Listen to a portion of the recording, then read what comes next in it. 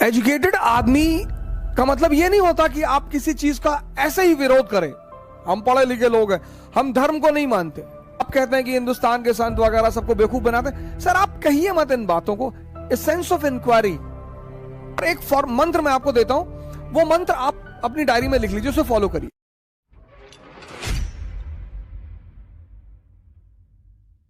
जैसे आमतौर पर मैंने देखा है कि बहुत जो साइंस स्ट्रीम के ज्यादा लोग हैं, उन्हें रिलीजन, धर्म, स्पिरिचुअलिज्म, इन सब चीजों से बड़ा एक डिस्टेंस होता है कि नहीं नहीं अरे कुछ नहीं होता, हम तो लॉजिक की बात करेंगे, हम तो तर्क की बात करेंगे, हम एविडेंसेस की बात करेंगे। हाँ बिल्कुल ये सही भी है, it's a very good approach कि ऐसा होना चाहिए, पर आप कम से कम एक्सपेरिमेंट करें इन फील्ड में, और जब आपको कोई रिजल्ट ना मिले तब आप किसी ओपिनियन पर आए।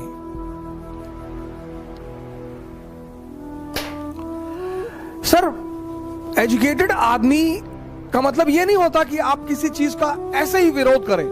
हम पढ़े लिखे लोग हैं, हम धर्म को नहीं मानते। सर यहीं पर आप पढ़े लिखे लोग हैं, आप धर्म को मानिए मत, आप धर्म को जानने की कोशिश तो करिए। ये इंस्टेंस मैं इसलिए ले रहा हूं, डॉक्टर के अग्रवाल की वजह से ले रहा हूं। बड़ी महान शख्सियत थे हिंदुस्तान की, हम सब उन्हें श्रद्धांजलि दे रहे हैं। और महाभारत पर उन्होंने बड़ी गहन रिसर्च किया, बहुत ज्यादा काम किया डॉक्टर के अग्रवाल ने महाभारत पर, और कहा कि लॉर्ड कृष्णा जो थे वो विश्व के पहले ह्यूमन काउंसलर थे। उन्होंने कहा कि बहुत सारी जो साइकोलॉजिकल चैलेंजेस हैं उनका सॉल्यूशन है महाभारत में। उन्होंने कहा कि साइकियाट्रिस्टों को इस ग्रंथ को एक बार रेफर करना चाहिए, इसमें बड़े सारे सॉल्यूशंस हैं, बड़े सारे मानवीय मन से जुड़े हुए सॉल्यूशन। मन एक मिस्ट्री, मन एक मिस्ट्री, मन, इसीलिए शांति के लिए एक बड़ा प्यारा वर्ड है आमन। आपने भी गौर किया होगा, अमन, अमन हम ऐसे ही कह देते हैं कि अमन, शांत, अमन होना चाहिए, अमन का पैगाम लेकर आए हैं। यानी अशांति का जो संबंध है वो इससे। और डॉक्टर के अग्रवाल ने कहा कि महाभारत जो है वो एक बड़ा ही साइंटिफिक टाइप का ग्रंथ है।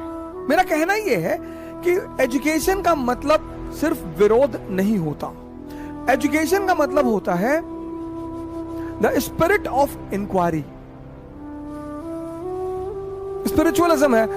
आप कहते हैं कि हिंदुस्तान के संत वगैरह सबको बेवकूफ बनाते हैं। सर आप कहिए मत इन बातों को। सेंस ऑफ इंक्वायरी, अगर ध्यान की बात उठती है, मेडिटेशन की बात उठती है, योगा की बात उठती है, हमारे डॉक्टर योगेश वालेचा हैं नोएडा में, बड़े जबरदस्त एमडी हैं, एमडी मेडिसिन, बहुत ही जबरदस्त पर्सनालिटी है नोएडा में डॉक्टर योगेश वालेचा। मैं तो मतलब बड़ा खुश नसीब हूं उन जैसे डॉक्टर से मिलकर। तो जब मेरा शुगर लेवल बढ़ना शुरू हुआ तो उन्होंने कहा ओझा जी ये बताइए आपको डॉक्टर जैसी सलाह दूं या एक व्यक्ति के रूप में सलाह दूं। मैंने कहा जी बताएं।